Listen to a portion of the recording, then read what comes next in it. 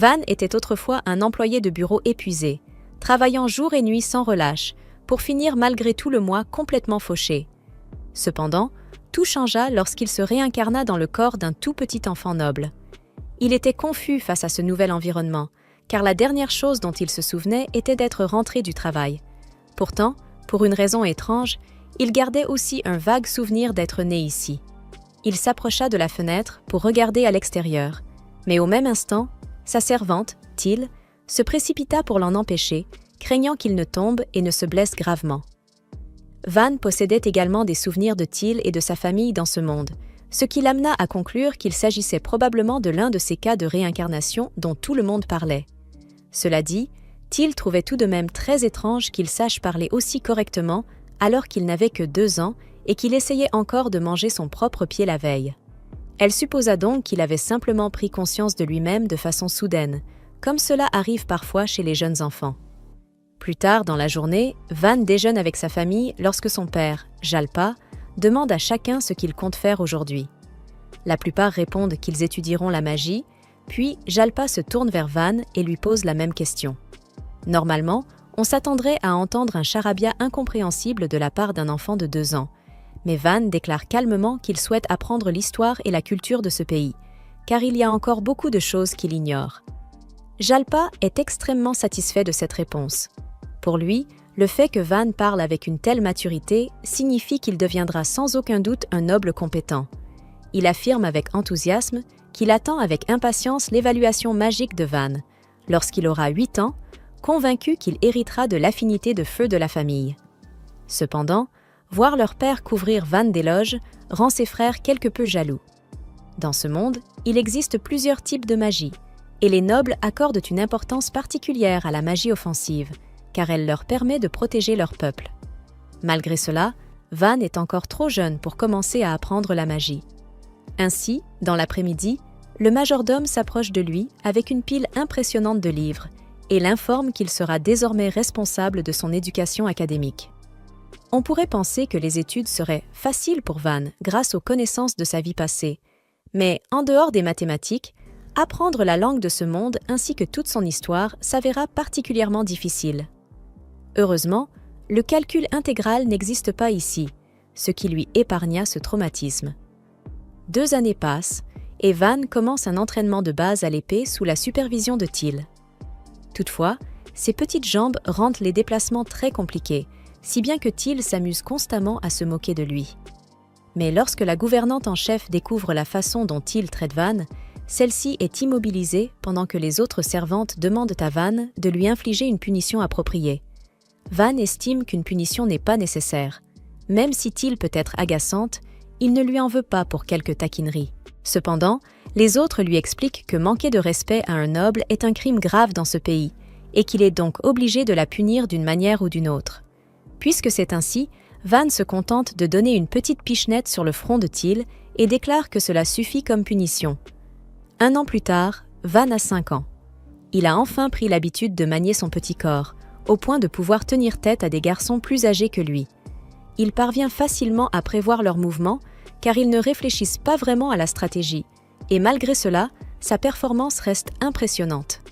Les garçons sont tous stupéfaits de voir à quel point Van est fort malgré son jeune âge, et encore plus choqués par la gentillesse avec laquelle il les traite, alors qu'ils ne sont que des roturiers. Après avoir terminé son entraînement de la journée, Van décide de se reposer un moment sous un arbre voisin. Quelques instants plus tard, le capitaine de la garde de nuit, Dee, vient engager la conversation avec lui. Très impressionné par son talent à l'épée malgré son âge, Dee lui propose de l'entraîner personnellement. Van lui répond toutefois qu'il passe déjà la majorité de son temps à étudier avec Asparta. Dee affirme que ce n'est pas un problème. Il suffirait simplement d'ajuster son emploi du temps afin de dégager plus de temps pour l'entraînement. Mais même si Van n'apprécie pas particulièrement les études supplémentaires, il a le sentiment que s'entraîner à l'épée toute la journée serait encore pire. Il préfère donc conserver son planning actuel. Puisque telle est sa décision, Dee n'a pas l'intention de le forcer, mais il insiste tout de même pour l'entraîner personnellement chaque fois qu'il ne sera pas en cours avec Asparta. Van ne parvient pas à se défiler et demande simplement à Dee d'y aller doucement avec lui. Celui-ci accepte, du moins en parole, car dès qu'ils commencent à s'entraîner, Dee attaque sans la moindre retenue. Cela continue ainsi toute la journée, et Van commence sérieusement à se demander comment un monstre comme Dee peut bien exister, surtout quand sa façon de se reposer consiste à faire des squats dans le vide pendant les pauses. L'entraînement est brutal, mais Van doit admettre qu'il est aussi amusant. Cependant, après une année entière à suivre ce rythme impitoyable entre études et entraînement, Van est au bord de l'effondrement mental.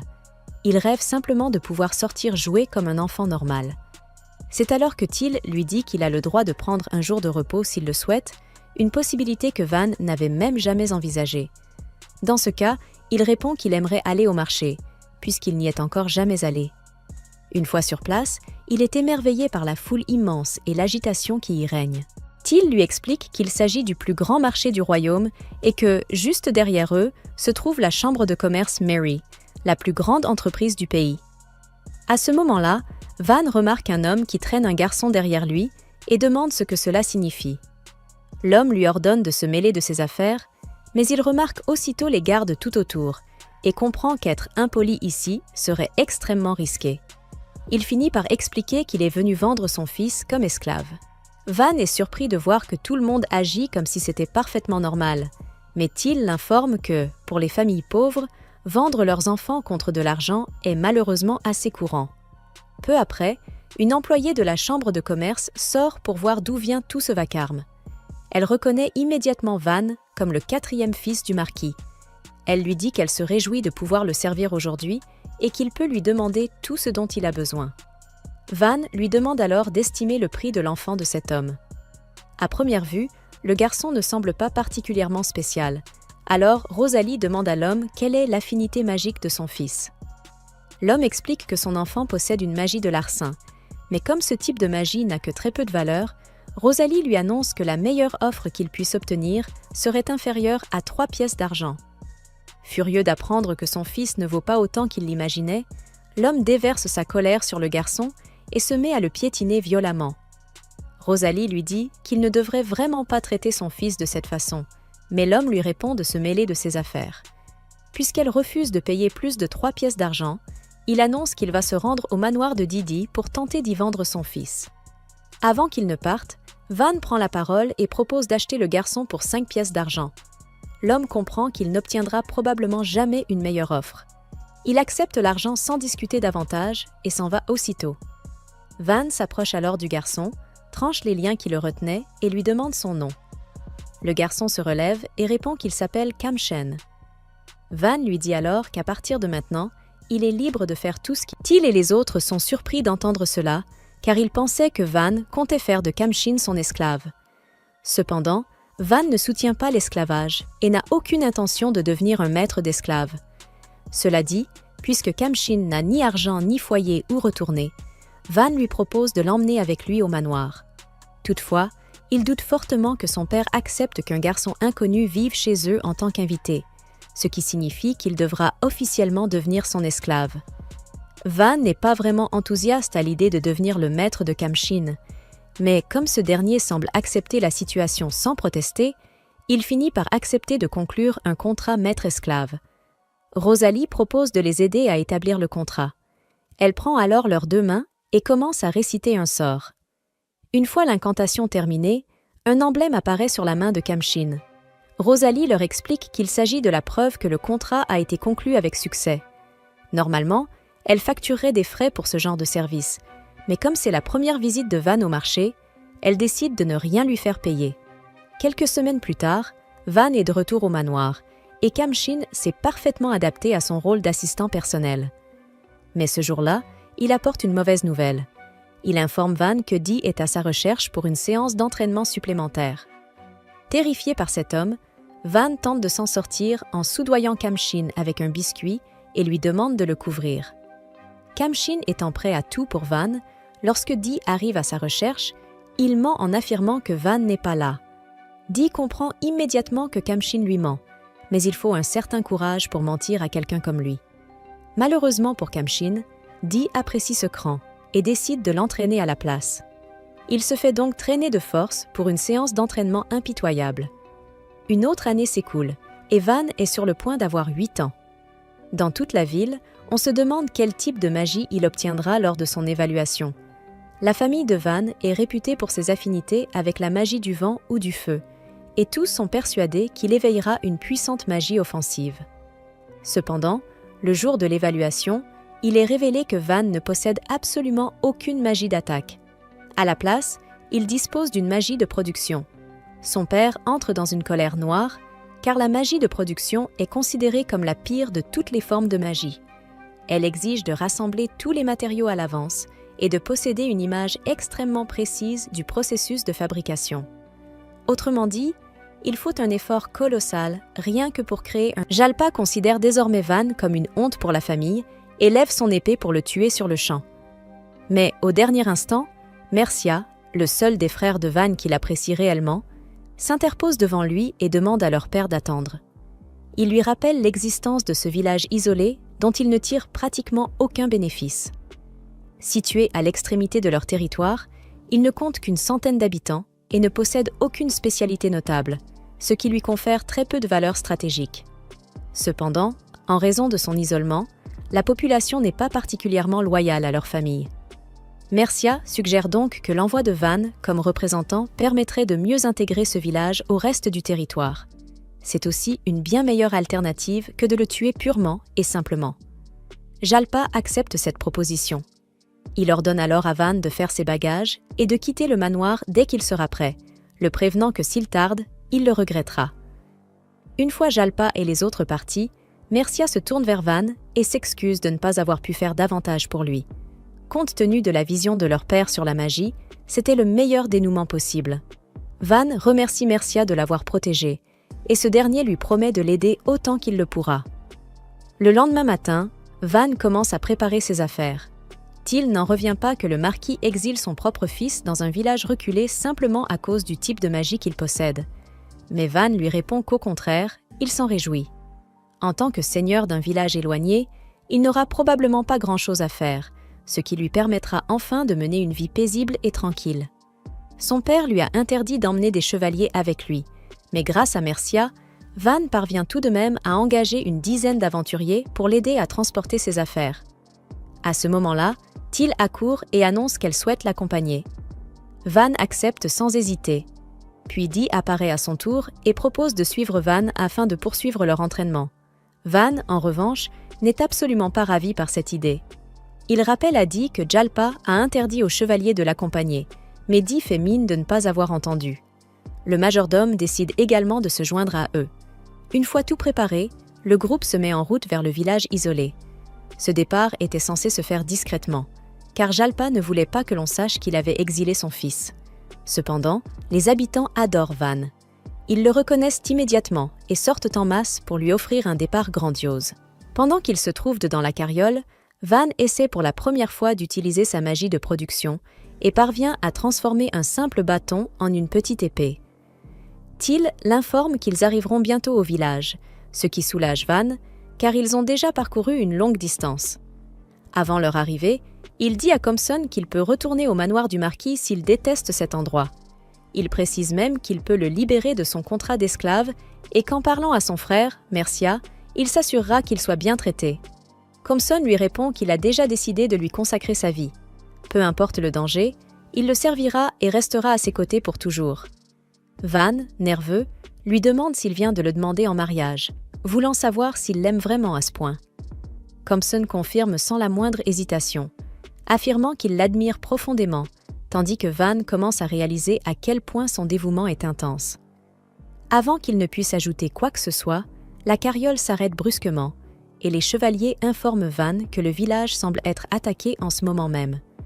Van descend immédiatement pour tenir une réunion rapide afin de décider de la marche à suivre. Dee lui explique que les assaillants doivent être des bandits ou d'anciens mercenaires déchus, puisqu'ils semblent habitués au combat. Van observe leurs attaques et analyse la situation. Le village est entouré d'une palissade, mais celle-ci est inefficace contre les flèches. Des hommes à l'allure robuste se tiennent devant la porte, ce qui signifie que les villageois doivent maintenir une défense en formation de tortue. Il estime grossièrement que l'ennemi compte une 50aine d'hommes, alors que de leur côté, ils ne disposent que de quelques chevaliers et d'un groupe d'aventuriers. Dee demande immédiatement à Van de le laisser rejoindre le combat, affirmant que s'ils attaquent ensemble, ils devraient pouvoir les repousser. L'un des aventuriers intervient, disant que c'est bien trop dangereux vu leur infériorité numérique. Dee le reconnaît comme étant Orto l'aventurier et lui répond qu'il est conscient du danger, qu'ils subiront probablement des pertes, mais qu'ils peuvent les chasser à coup sûr. Orto lui rappelle qu'ils ont été engagés uniquement pour protéger Van jusqu'à son arrivée au village, et qu'il n'acceptera jamais une mission mettant la vie de ses camarades en danger. Dee lui explique alors que ce village est le premier territoire de leur seigneur, et que ses habitants sont ses premiers citoyens. Ils doivent donc tirer l'épée, maintenant qu'ils sont menacés. Orto admet que c'est une magnifique preuve de chevalerie, mais que cela n'a rien à voir avec des aventuriers comme eux. Dee, frustré et conscient qu'il ne pourra pas les faire changer d'avis, leur demande au moins de protéger Van, ajoutant qu'ils pourront fuir si la situation tourne mal. Orto accepte cette requête minimale, mais Esparta s'y oppose immédiatement, affirmant que si Dee venait à mourir, le village n'aurait aucun avenir, même s'il parvenait à en reprendre le contrôle. Dee lui demande alors quelle solution il propose, et Esparta leur révèle qu'il est en réalité un mage élémentaire, sur lequel ils peuvent compter pour sa puissance de combat. Il compte d'abord ériger un mur défensif, derrière lequel les aventuriers devront lancer des attaques à distance.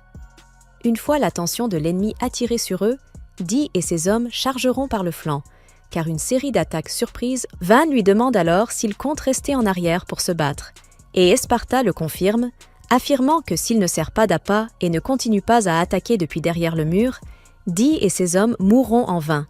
Van lui répond aussitôt qu'il ne peut pas faire ça, car il mourra à coup sûr, mais Esparta insiste, disant que c'est sa dernière chance de montrer sa force en tant que vieil homme.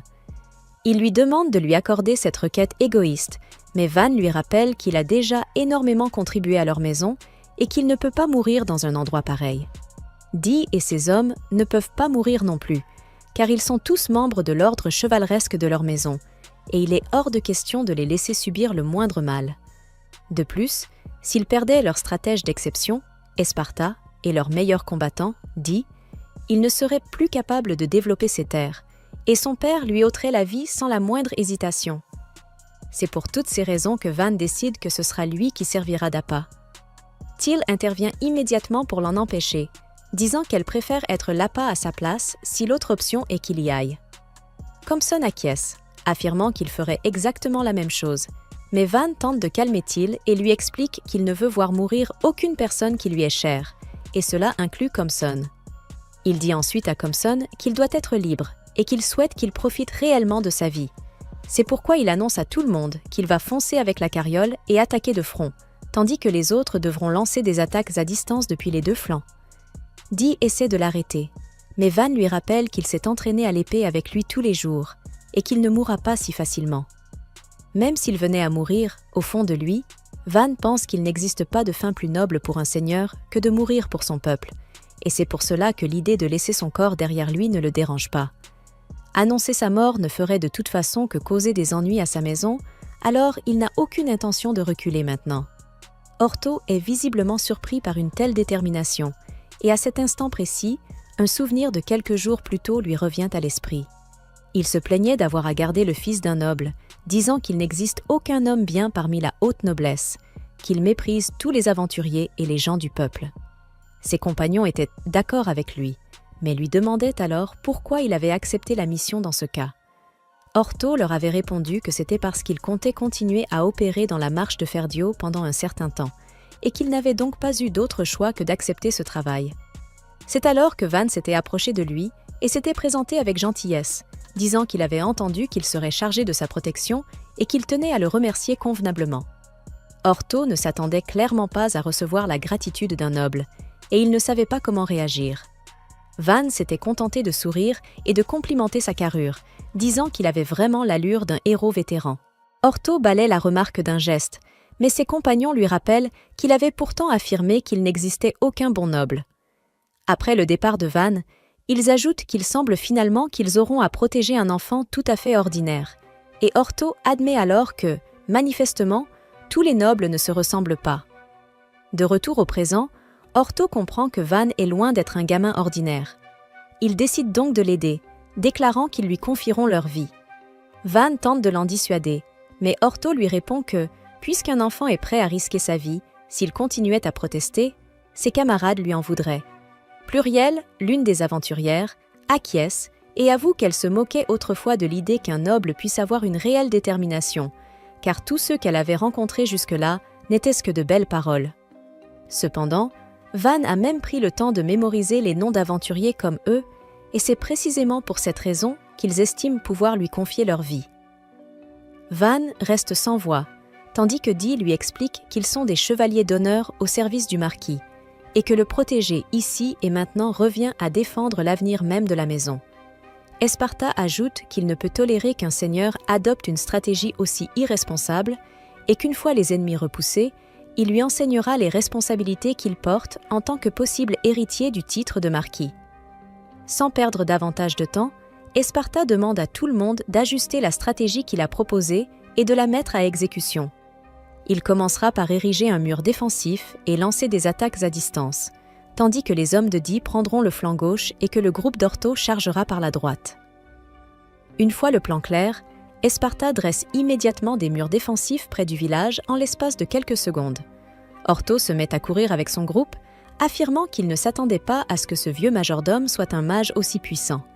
L'un de ses compagnons lui répond que s'il avait refusé la requête de ce garçon, celui-ci aurait risqué sa vie à leur place. Ortho reconnaît alors que Van ira loin, et qu'idéalement, il verrait même d'un bon œil ce garçon devenir roi. Les bandits continuent de tirer des flèches, cherchant à s'emparer du village le plus vite possible. Cependant, ils sont pris par surprise par le groupe d'Ortho et aperçoivent soudain les immenses murs dressés derrière eux. Le chef des bandits ordonne d'attaquer tout ce qui se trouve derrière ces murs, mais Dee en abat plusieurs à coups d'épée. Comme prévu, l'ennemi tombe dans le piège. Aventuriers et chevaliers encerclent alors les bandits depuis les deux flancs. Lorsque certains bandits réalisent à qui ils ont affaire, ils prennent immédiatement la fuite devant Dee. Leur nombre chute en un instant, mais leur chef refuse d'abandonner et fonce droit vers l'autre côté des murs pour attaquer ceux qui s'y trouvent. Personne ne parvient à l'arrêter à temps, et Pluriel est prise par surprise. Cependant, avant que le bandit ne puisse la blesser, Van crée une diversion et parvient à attaquer ses jambes par derrière, l'immobilisant. Khamsen saisit l'occasion pour l'achever d'un coup d'épée, et Van avertit Pluriel qu'il est très probable que l'ennemi concentre désormais son attention sur leur position. Elle doit donc rester vigilante face à ce qui se trouve devant elle. Pluriel reste sans voix, se demandant simplement qui est réellement cet enfant. Une fois tout terminé, Ortho informe son groupe que l'ennemi a subi de lourdes pertes et qu'ils n'ont enregistré aucune victime, ce qui constitue le meilleur résultat possible. Dès qu'ils recevront leur paiement, cette quête sera officiellement terminée. Mais Ortho se sent désormais un peu curieux au sujet de Van. Il n'y a peut-être pas beaucoup d'argent à gagner ici, mais il aimerait savoir ce qu'il pense de rester quelque temps. Après leur départ, Pluriel lui annonce qu'elle restera. Van lui a sauvé la vie et elle souhaite lui rendre l'appareil. Les trois autres aventuriers décident également de rester, expliquant qu'il est difficile de croire qu'un enfant, surtout âgé de moins de 10 ans, puisse se déplacer et combattre de cette façon. Ortho acquiesce et ajoute que Van est aussi bien plus aimable que tous les nobles qu'il a connus jusqu'à présent. Les aventuriers lui expliquent qu'ils veulent voir ce que cet endroit deviendra sous la gouvernance de Van, et qu'ils resteront donc quelque temps pour l'aider. Pendant ce temps, Esparta s'approche de Van et l'informe qu'il sent que les villageois se sont rassemblés près de l'entrée. Van dit alors à tout le monde que c'est leur première fois ici, et qu'ils doivent avancer avec fierté. Une fois à l'intérieur, Van se présente, déclarant qu'il est leur nouveau seigneur, Van Furtio.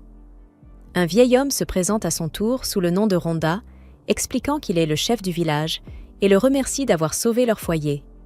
Il précise que ce n'est pas la première fois que cela arrive et que le village a été attaqué plusieurs fois rien que cette année. Van lui demande pourquoi il pense que ce village est autant pris pour cible, et Ronda explique que lorsqu'il faisait partie du comté de Ferdinando, des chevaliers patrouillaient la région, mais que tout cela a disparu aujourd'hui. Autrement dit, depuis que ce village est devenu une partie de la marche de Furtio, sa survie est en danger. Van s'excuse, expliquant que son père, le marquis Furtio, n'est pas encore pleinement informé de la situation des plus petits villages. Ronda lui demande alors s'il veut dire par là que les villages modestes ne méritent pas d'être protégés, puisqu'ils ne rapportent presque rien en taxes. Van lui répond calmement que se plaindre de l'état du royaume ne résoudra rien, mais l'un des villageois éclate de colère, affirmant qu'un noble comme lui ne peut pas comprendre. Van lui demande de se calmer et leur rappelle qu'il est en train de discuter de l'avenir du village. Il admet qu'il est vrai que les nobles portent une grande responsabilité et que les défauts des lois instaurées par les fondateurs du royaume, les Belrinettes, sont en cause. Cependant, ils ne peuvent pas changer les lois du royaume. Ainsi, il existe 3 mesures concrètes qu'ils peuvent prendre pour assurer la protection du village. Premièrement, ils doivent produire quelque chose d'une valeur telle que le royaume ne pourra pas ignorer ce village. Deuxièmement, ils doivent gagner régulièrement suffisamment d'argent pour engager des mercenaires. Et troisièmement, ils doivent améliorer et développer le village par leurs propres moyens.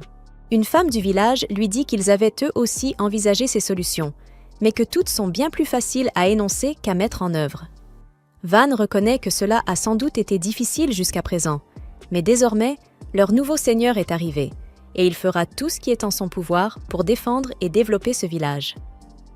Un lourd silence s'installe alors, et Van comprend rapidement qu'ils ne lui font pas du tout confiance. Esparta décide d'intervenir. Il explique qu'il a servi le marquis Ferdio en tant que majordome en chef. Il précise que Van s'est vu confier des terres à l'âge de 8 ans, après avoir été considéré comme un prodige depuis sa plus tendre enfance. Dee prend également la parole, se présentant comme le commandant adjoint de l'ordre chevaleresque de Ferdio et affirmant qu'il est lui aussi ici pour servir Van.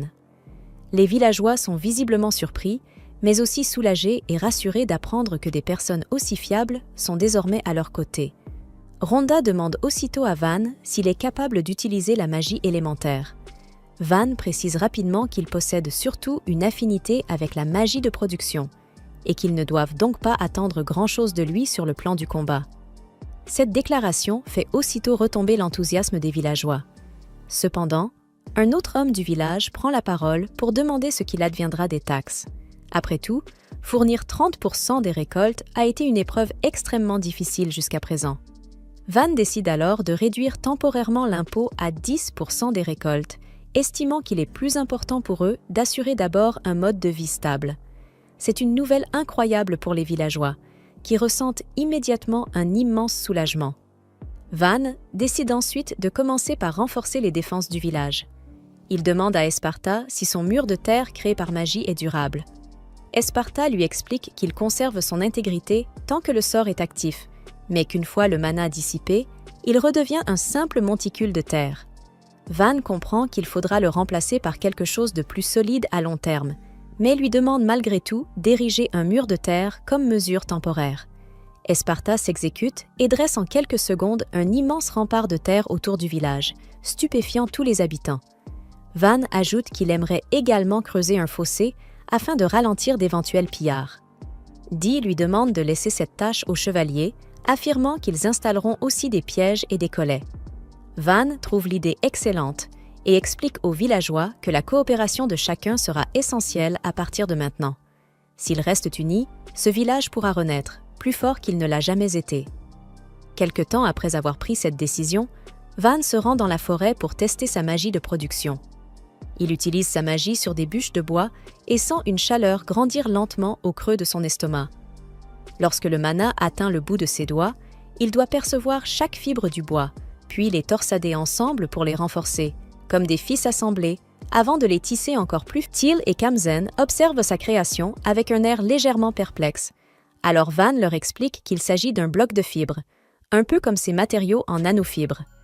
Ils n'ont clairement aucune idée de ce dont ils parlent, mais Van continue malgré tout à fabriquer ces blocs à partir de bois. Les aventuriers s'approchent alors pour voir ce qu'il est en train de faire, et Orto remarque que les blocs sont bien plus légers et plus durs qu'il ne l'aurait imaginé. Il décide d'essayer d'en couper un en deux avec son épée, mais le bloc reste intact, sans la moindre égratignure. Teal souligne que ces blocs sont faits de bois, mais Orto rétorque qu'il a frappé assez fort pour trancher de la pierre. Après cette démonstration, Van réalise que sa création pourrait être extrêmement utile, et il décide de continuer à produire des objets toute la journée. Teal et Kamzen restent à ses côtés, et elle lui demande s'il n'a pas épuisé son mana. Van lui répond qu'il n'a pas l'impression d'être fatigué, ce qui pousse Kamzen à lui dire qu'il a entendu dire que la magie de production consomme énormément de mana, au point que la plupart des gens ont du mal à créer ne serait-ce qu'un seul objet. Van commence alors à se demander comment le mana fonctionne normalement, et tout en y réfléchissant, il utilise sa magie de production pour transformer un bloc de fibres en une épée élégante. Kamzen contemple l'arme avec des yeux ébahis, et Van décide de la lui offrir en cadeau. Teal le regarde avec espoir, mais son enthousiasme retombe aussitôt lorsque Van lui tend une hache terrifiante. Pris de remords, Van décide qu'il lui fabriquera plus tard un accessoire mignon pour se faire pardonner. La nuit venue, son corps est endolori après avoir campé à l'extérieur pendant si longtemps. Il n'a pas non plus pu se baigner, ce qui le met mal à l'aise. Et même si Teal et Kamzen font comme si tout allait bien, il sait qu'ils doivent être épuisés eux aussi. Cela lui fait réaliser qu'ils devraient assurer leurs besoins fondamentaux avant de renforcer les défenses du village, et il décide alors d'essayer de fabriquer une maison. Le lendemain, Rhonda remarque un énorme tas de blocs de fibres au centre du village, et Van lui demande s'ils peuvent y construire leur demeure. Rhonda lui explique que cet endroit n'a pas servi de place publique depuis longtemps, et qu'il serait donc parfait pour y bâtir le manoir du seigneur. Van le remercie, sachant que lorsqu'ils auront un peu plus de marge, il travaillera dur afin qu'ils puissent organiser une fête des récoltes ou un carnaval. Une fois cela décidé, il tente de vérifier s'il est réellement capable de créer quelque chose d'aussi grand qu'une maison grâce à sa magie de production. Il commence par les piliers, d'abord les 4 coins, puis détermine la taille de la bâtisse, créant de fins fils qui s'enfoncent profondément dans le sol afin de renforcer. Après un certain temps, il construit déjà de nouvelles maisons dans tout le village et rénove celles qui avaient encore une chance d'être sauvées.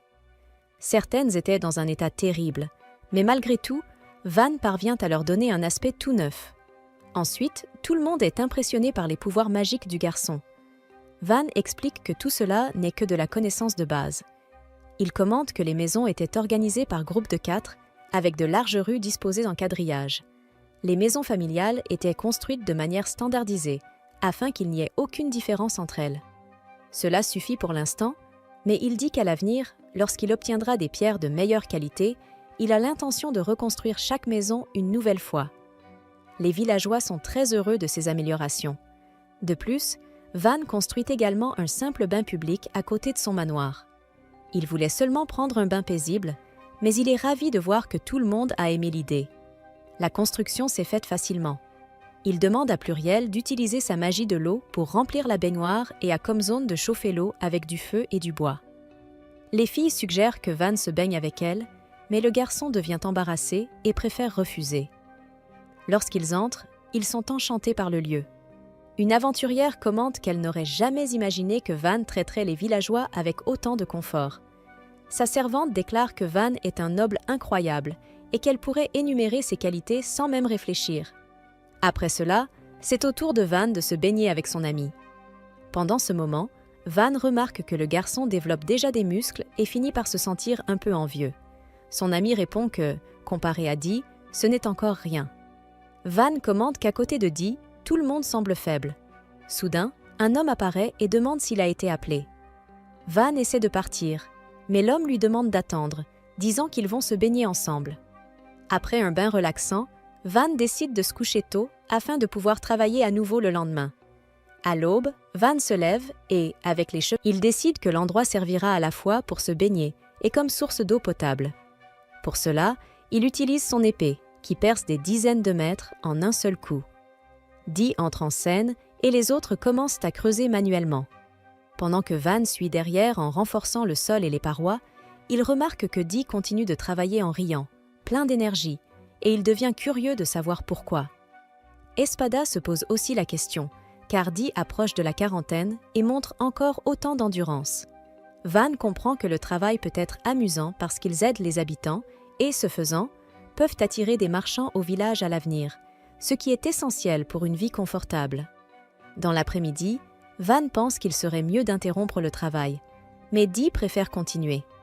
Comme ils approchent du village, Van demande à Dee de surveiller ses aides, car beaucoup d'entre eux sont épuisés. Dee croyait avoir créé une bonne méthode d'entraînement, mais finit par être averti qu'en faire trop n'est pas une bonne idée.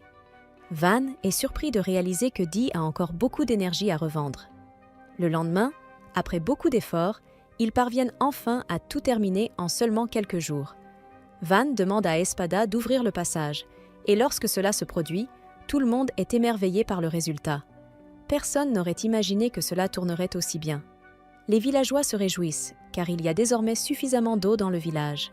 Bien qu'une inquiétude subsiste, si la pluie est trop abondante, le niveau pourrait monter et provoquer des inondations. Van propose de construire un lac derrière le village, et Espada acquiesce, expliquant qu'il pourra servir de réservoir en période de sécheresse. Après quelque temps, ils parviennent à le faire facilement. Le vieil homme est très satisfait, car grâce à Van, il ne sera plus nécessaire d'aller à la rivière pour chercher de l'eau. Van se sent également heureux d'avoir enfin de l'eau en abondance dans le village. Le lendemain, il parvient à améliorer le mur, combinant terre et pierre pour le rendre aussi durable que du béton. Tout le monde se sent soulagé, car même si des voleurs apparaissent, ils seront protégés. Van décide de renforcer la sécurité encore davantage et construit une simple baliste. Avec un bouclier à l'avant, elle peut bloquer les attaques tout en permettant de riposter avec des carreaux. Les habitants sont impressionnés de réaliser que la magie de Van peut créer pratiquement n'importe quoi. Il sait que le village est petit, mais maintenant il est bien meilleur qu'avant. Espada se sent également plus rassuré, car de simples voleurs ordinaires ne pourront pas envahir le lieu. Dee commente que si Jalpa avait vu ce pouvoir plus tôt, la famille Marquis aurait beaucoup prospéré avec Van comme seigneur ou comme assistant. Espada lui demande de ne pas dire ça, rappelant que le chef de la famille avait toujours davantage valorisé la puissance de combat. Dee répond que la puissance de Van est largement suffisante pour le combat, peut-être même supérieure à celle de quiconque. Espada lui dit de ne pas exagérer, car la force de Van n'est pas destinée à des attaques directes. Dee explique que la guerre ne se limite pas à attaquer, mais implique aussi la stratégie. Van met fin à la discussion en affirmant qu'il n'y a aucun intérêt à comparer les talents, car chacun devrait simplement faire de son mieux avec ce qu'il possède. Peu après, le ventre du garçon gronde, et sa servante décide de préparer un bon repas. Lorsqu'ils rentrent chez eux, elle remarque qu'il n'y a pas beaucoup de choses à faire.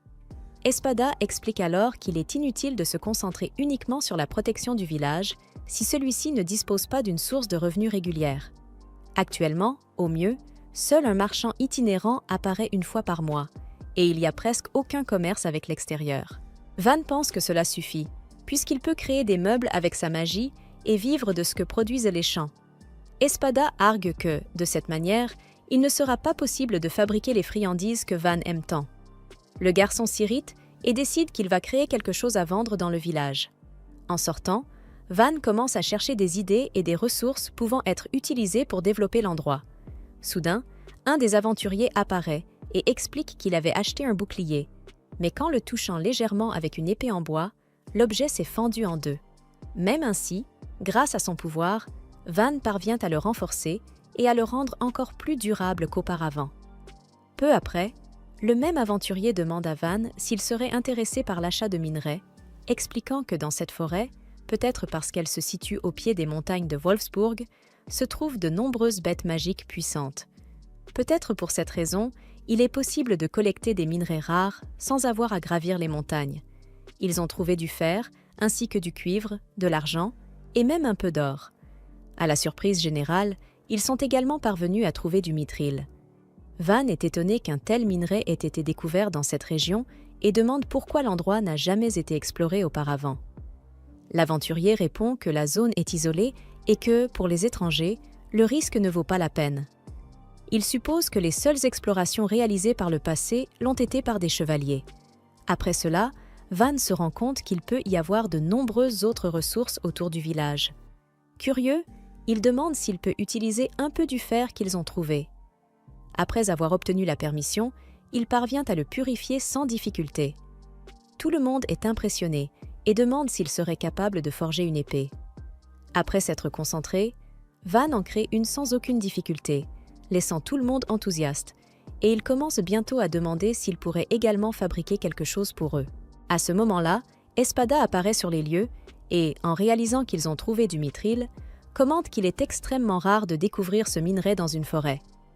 Il explique que cela ne serait courant que si un donjon se trouvait à proximité.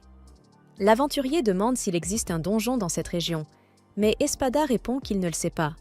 Il ajoute que si un donjon se trouve à proximité, la situation changerait complètement. Beaucoup de gens commenceraient à passer par le village, accompagnés de marchandises. Van comprend que, S'ils découvrent un donjon, l'importance du village augmenterait considérablement. Les donjons sont considérés comme de véritables trésors nationaux, remplis de ressources précieuses telles que des vêtements, des bijoux et d'autres objets rares. Normalement, lorsqu'une guilde reçoit la nouvelle de la découverte d'un nouveau donjon, une règle stipule que des succursales doivent être ouvertes dans les villes et villages voisins. Même ainsi, Van sait qu'à l'heure actuelle, le village ne pourrait pas accueillir autant d'aventuriers. Espada approuve et ajoute qu'il ne s'agirait pas seulement d'aventuriers, mais aussi de marchands et même de guerriers. De plus, Van comprend que les pays voisins pourraient tenter d'attaquer la région pour en tirer profit. Pour cette raison, il conclut qu'il est préférable d'agrandir le village le plus rapidement possible. Si cela est fait rapidement, personne dans la famille de Van ne pourra interférer. Ainsi, il décide qu'il n'est pas judicieux de chercher un donjon pour le moment. À son retour chez lui, Van reçoit la nouvelle que des lézards blindés approchent du village. Le garçon ordonne immédiatement que la porte soit levée. Puis, il demande l'aide de tous pour protéger le lieu et maintenir le village debout.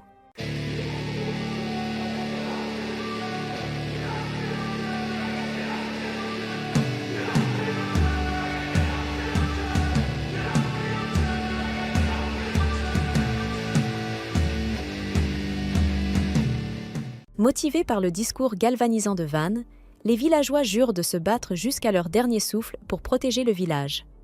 Van leur ordonne de se diriger immédiatement vers les remparts et de se positionner derrière les balistes. Com l'informe qu'Orto et son groupe sont partis chasser et qu'il faut donc quelqu'un pour prendre le commandement de la situation. Van décide alors de monter avec le reste des citoyens. Cependant, Till attrape son bras, les larmes aux yeux. Et même si Van n'est pas un simple amoureux transi, il ne veut pas lui faire de peine. Il demande donc à Dee de monter à sa place et de lui rapporter la situation en temps réel. Pendant que Van reste au sol pour donner les ordres, Dee accepte et se précipite vers les remparts. Mais la scène qui s'offre à lui le laisse sans voix. Il annonce à Van qu'environ 40 lézards cuirassés se dirigent droit vers eux. Ils mesurent près de 8 mètres de haut, soit l'équivalent de 3 éléphants empilés les uns sur les autres, pour parler en unité liberté. À cette vue, Dee commence à paniquer, car même un groupe de chevaliers vétérans a du mal à venir à bout d'un seul lézard cuirassé. Et là, il ne dispose que d'une poignée de combattants entraînés. Van lui ordonne de charger les flèches en fer dans les arbalètes géantes, et Dee s'exécute aussitôt. Les chevaliers lui rappellent que les armes ordinaires sont inefficaces contre les écailles extrêmement résistantes des lézards cuirassés, et Dee le sait très bien. Il avoue que jusqu'à présent, il a remporté toutes les batailles auxquelles il a participé, mais que cette fois-ci, il veut faire confiance à son instinct et laisser Van prendre les commandes. Il ordonne à tout le monde de charger les balistes, puis de tirer. Les flèches semblent disparaître dès qu'elles touchent les lézards, et il faut quelques secondes à Dee pour comprendre qu'un énorme trou apparaît à chaque point d'impact. Les lézards cuirassés touchés s'effondrent au sol après quelques instants, leur inertie ayant brièvement continué de pousser leur corps en avant. Dès la première salve, les villageois en abattent 10. Dee est impressionné par la qualité des armes fabriquées par Van, mais aussi par les villageois, qui, pour une raison mystérieuse, visent mieux que mes coéquipiers en partie classés de Call of Duty. Il ordonne à tout le monde de se préparer pour la deuxième vague. Les chevaliers lui annoncent alors qu'il ne reste plus qu'une seule flèche en fer par baliste. Dee leur ordonne malgré tout de charger et de tirer, et ils parviennent encore à abattre plusieurs lézards cuirassés. Cependant, la moitié des monstres est toujours debout, et ils n'ont plus aucune munition. Dee transmet la situation à Van, qui commence à chercher une solution, lorsqu'un souvenir lui revient soudain. L'épée en bois de Calne avait réussi à trancher le bouclier. Il se dit que si cela a fonctionné contre ce bouclier, alors ça pourrait aussi marcher contre les lézards cuirassés. Il ordonne donc à Dee d'utiliser les flèches en bois. Les chevaliers estiment que c'est une pure folie, car du bois ne traversera jamais une peau aussi résistante que de l'acier. Dee leur hurle de la fermer, rappelant que Van leur a déjà prouvé à de nombreuses reprises qu'ils avaient tort et qu'il allait lui faire confiance une fois de plus. Il ordonne aux villageois de charger les flèches en bois et de tirer. À la stupeur générale, même les flèches en bois parviennent à percer les lézards, bien qu'elles restent coincées à mi-chemin. Heureusement, cela suffit à atteindre leurs organes vitaux et à les tuer sur le coup. À cet instant, Dee comprend qu'il n'existe plus aucun ennemi capable de leur tenir tête. Il leur donne une nouvelle salve, annonçant qu'ils allaient festoyer ce soir avec de la viande de lézard. Les villageois obéissent et font pleuvoir les flèches sur les lézards cuirassés, exterminant ce qu'il en restait. Dee annonce fièrement leur victoire à Van et aux autres villageois, qui éclatent en acclamations. Teal serre Van très fort dans ses bras, tandis que ce dernier essaie encore de comprendre comment ces armes en bois ont pu fonctionner contre des monstres aussi puissants. Au sommet des remparts, les chevaliers remarquent qu'aucun blessé n'est à déplorer de leur côté et qu'ils disposent encore de nombreuses munitions. Dee trouve que le combat s'est terminé si rapidement qu'il en est presque déçu, mais cela ne fait que démontrer à quel point la capacité de Van est complètement abusée. Peu après, les villageois commencent à dépecer les cadavres des lézards sous la supervision du groupe d'Orto, revenu à cet art. Orto leur ordonne de conserver les yeux, les crocs, la peau et le noyau magique pour la revente. Quant à la viande, elle doit être stockée pour la consommation. Il explique qu'en temps normal, le traitement des lézards cuirassés prend énormément de temps et que la majorité de la viande pourrit avant même de pouvoir être utilisée. Mais grâce aux couteaux fabriqués par Van, le travail devient incroyablement facile.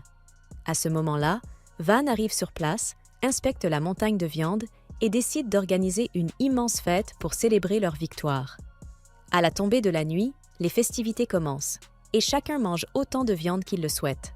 Le groupe d'Orto discute avec Van et lui confirme que les armes qu'il a fabriquées pour eux sont exceptionnellement efficaces. Dee, qui a tout entendu, demande alors à Van s'il avait aussi forgé des armes pour les aventuriers. Le groupe d'Orto commence aussitôt à exhiber fièrement ses épées. Pris de jalousie, Dee supplie Van de lui fabriquer une épée à lui aussi, allant jusqu'à dire qu'il est prêt à lui signer un chèque en blanc. Les autres chevaliers se joignent à la demande, désirant eux aussi des armes conçues par Van. Celui-ci, un peu gêné, leur répond qu'il ne peut pas accepter leur argent, mais qu'il est malheureusement très occupé en ce moment. Il leur promet de leur fabriquer de nouveaux équipements une fois les affaires du village réglées, ce qui satisfait pleinement les chevaliers. Après cela, Orto explique à Van qu'en temps normal, un lézard cuirassé se vend 20 pièces d'or, mais comme la majeure partie de la viande finira par pourrir, ils peuvent en tirer environ 8 pièces d'or par lézard. Cela reste une somme considérable, et Van se sent dépassé en imaginant comment il va utiliser tout cet argent. Esparta lui annonce alors une mauvaise nouvelle. Lorsqu'un village gagne plus de 100 pièces d'or, il doit en verser la moitié au marquis sous forme d'impôt. En entendant cela, Van a l'impression d'avoir perdu toutes les économies de sa vie dans une arnaque aux crypto-monnaies et demande s'il existe un moyen de frauder le fisc. Esparta lui répond qu'il est impossible de dissimuler la vente d'une telle quantité de matériaux, et Van perd alors tout espoir. Cependant, ce qui l'inquiète encore davantage, c'est que son père découvre l'importance de ce village, car il risquerait alors de l'exiler dans une région lointaine. Soudain, Esparta trouve une solution et propose un compromis. Ils pourraient faire leur rapport à Mercia plutôt qu'à Jalpa. Van comprend alors qu'ils peuvent attribuer la gloire de la défaite des lézards à son frère aîné, ce qui permettrait de dissimuler leurs actions et de rester plus longtemps dans le village. Le lendemain, 2 marchands arrivent au village et restent complètement abasourdis en voyant l'immense mur, semblable à une forteresse, dressée devant eux. Ils commencent à se rejeter la faute, affirmant que l'un d'eux a mal lu Google Maps et qu'ils se sont perdus, quand soudain Van apparaît au sommet de la porte et les accueille dans son village. Les marchands sont sous le choc en reconnaissant Van comme le fils prodige du marquis et se demandent pourquoi il se trouve dans un endroit aussi reculé. Ils se présentent comme Bell et Rango, membres de la chambre de commerce Mary, et Van les laisse entrer. Dès que les 2 frères marchands atteignent l'entrepôt, leurs mâchoires manquent de toucher le sol en découvrant les matériaux récoltés sur les lézards cuirassés. Ils ont du mal à croire qu'un village aussi petit ait pu chasser autant de monstres, mais Van se contente de leur demander s'ils peuvent tout acheter. Les marchands acceptent immédiatement et demandent à Van de patienter 1 mois, le temps de réunir une équipe complète pour évaluer et transporter l'ensemble des marchandises. Van accepte et leur propose d'emporter gratuitement de la viande, puisqu'elle finira par pourrir de toute façon, étant donné qu'il ne peut pas encore fabriquer de réfrigérateur. Il leur demande ensuite de jeter un œil aux armes également mises en vente, et ils sont totalement stupéfaits par leur qualité. Si tu veux, je peux continuer la traduction, ou bien réviser l'ensemble pour une cohérence. Ils acceptent immédiatement le prix demandé par Van sans chercher à marchander, et il leur demande alors de faire sa promotion. Les 2 frères hésitent à répondre, et Van comprend aussitôt que ces amateurs se prennent pour des professionnels capables de monopoliser le commerce de ces épées. Il leur explique que, même s'ils tentent de garder le secret, les gens finiront par découvrir l'existence du village, puisqu'il suffira de suivre les routes qu'ils empruntent.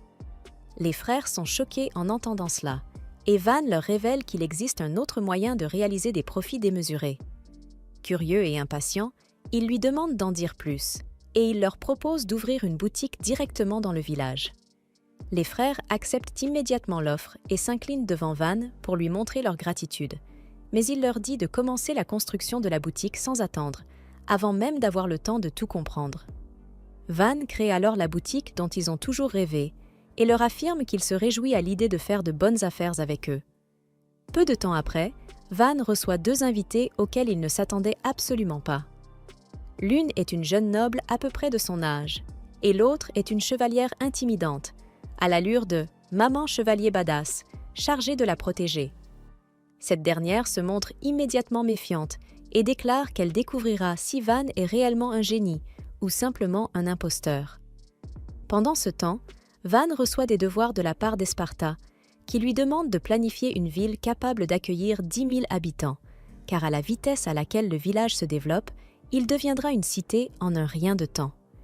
Il demande à Van quel type de cité fortifiée il souhaite construire, précisant que les forteresses de forme carrée sont les plus courantes.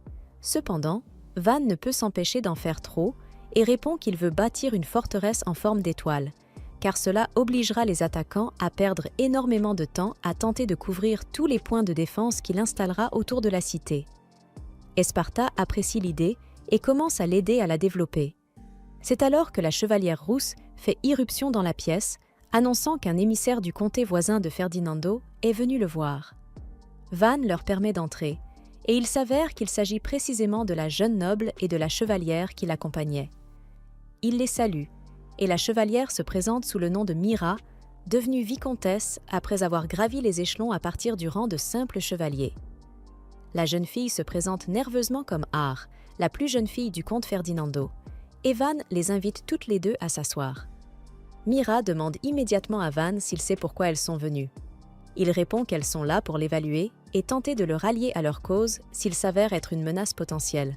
Elle éclate de rire en entendant cela, car Van a vu juste, puis elle explique que le comte Ferdinando pense que le marquis Jalpa a envoyé son fils prodige gouverner ce village dans le but de conquérir son territoire. Cependant, Mira estime plutôt que Van a été envoyé ici parce qu'il ne possède pas de magie élémentaire. Van décide alors de jouer franc jeu et lui avoue qu'elle a raison concernant l'absence de magie élémentaire, mais qu'il n'est absolument pas là pour mener une quelconque guerre. Il a simplement été exilé par son père. Mira refuse d'y croire après avoir constaté à quel point Van a développé le village en si peu de temps. Selon elle, environ 5000 soldats auraient été envoyés avec lui afin de transformer ce lieu en base militaire. Van éclate de rire en entendant cela, puis s'excuse avant de lui expliquer qu'il a été chassé de sa famille avec pour seul bien ses bagages et son calme, et que personne n'est même venu lui dire au revoir. Mira lui demande alors si elle hallucine en voyant le majordome et l'adjoint du commandant des chevaliers. Dee explique qu'il est venu de son plein gré pour terminer l'entraînement de Van et qu'il a ignoré les messages du commandant des chevaliers lui ordonnant de retourner en ville. Esparta ajoute qu'il a pris sa retraite et qu'il enseigne désormais à Van par simple plaisir. Till affirme qu'elle souhaite servir Van pour toujours, car il traite tout le monde avec gentillesse, quelle que soit leur classe sociale. Malgré tout, cela n'explique pas la vitesse fulgurante du développement du village, et Van décide donc de leur faire une démonstration, estimant que ce sera plus rapide. Il les emmène à l'extérieur du village et demande à Esparta de créer un mur de terre afin qu'il puisse le transformer en mur de forteresse. Mira est impressionnée par la magie du vieux majordome, mais elle affirme que le mur s'effondrera dès qu'il perdra son mana. Van utilise aussitôt sa propre magie pour transformer le mur de boue en béton solide, puis emploie des nanocubes de bois afin de créer une porte. Mira et Ar restent bouche bée devant cette scène et demandent à Van quel est son attribut magique. Il répond qu'il peut utiliser la magie de production, considérée comme la pire forme de magie, et que c'est précisément pour cette raison qu'il a été exilé ici. Ces paroles rappellent à Ar sa propre vie malheureuse, et Mira décide alors de passer à son second objectif. Elle annonce à Van qu'elle a été envoyée pour lui proposer la main d'Ar. Il comprend immédiatement que le comte souhaite lui donner sa fille afin d'éviter qu'il ne tente de conquérir son territoire. Van répond à Mira qu'un mariage est et s'il développe le village, c'est simplement parce qu'il souhaite y mener une vie paisible. Mira lui explique qu'au départ, elle voulait empêcher qu'Ar soit fiancée au seigneur d'un petit village sans nom, car elle pensait qu'elle ne pourrait jamais être heureuse dans un endroit aussi misérable. Cependant, après avoir constaté le potentiel et la personnalité de Van, elle soutient désormais leur mariage. Elle commence à vanter son intelligence, son charisme et sa volonté de transformer les épreuves en défis, ajoutant que, si la loi le permettait, elle voudrait l'épouser elle-même. Van s'emballe à l'idée d'avoir une momie waifu, mais malheureusement pour lui, il ne peut viser qu'Ar pour le moment. Mira se tourne alors vers Ar et lui demande si elle souhaite épouser Van, affirmant honnêtement qu'elle ne voit pas de meilleur homme que lui. Ar devient timide et répond que Van est quelqu'un de bien, mais qu'elle n'a encore jamais réfléchi au mariage. Van lui dit également de prendre son temps, car c'est la décision la plus importante de sa vie, et Mira ajoute qu'elles vont passer la nuit au village, ce qui leur laissera le temps d'y penser. Van est choqué d'apprendre qu'elle compte rester, mais lorsque Mira lui demande s'il dispose d'une chambre libre dans son manoir, il décide plutôt de leur construire une auberge. Après cela, ils dînent ensemble, et Van décide d'en apprendre davantage sur la jeune fille qui pourrait devenir sa future waifu. Ar lui confie qu'elle aime les choses mignonnes, comme les fleurs et les poupées, et Van lui demande s'il peut voir celles qu'elle possède. Ravi que quelqu'un s'intéresse à elle, Art accepte avec enthousiasme de lui montrer les poupées qui se trouvent dans sa calèche. Plus tard, Van raccompagne les deux femmes jusqu'à l'auberge, et Mira laisse les deux jeunes seuls afin qu'Art puisse dire à Van qu'il est quelqu'un de bien, avant de s'enfuir dans sa chambre. Van retourne ensuite à son manoir, où Esparta lui fait remarquer que puisque le comte a envoyé sa fille épouser le seigneur d'un village sans nom, elle ne doit probablement pas être une mage élémentaire non plus. Van comprend alors qu'Ar a elle aussi été exilée de chez elle, et il décide de lui permettre de rester dans le village si elle le souhaite, même s'il ne se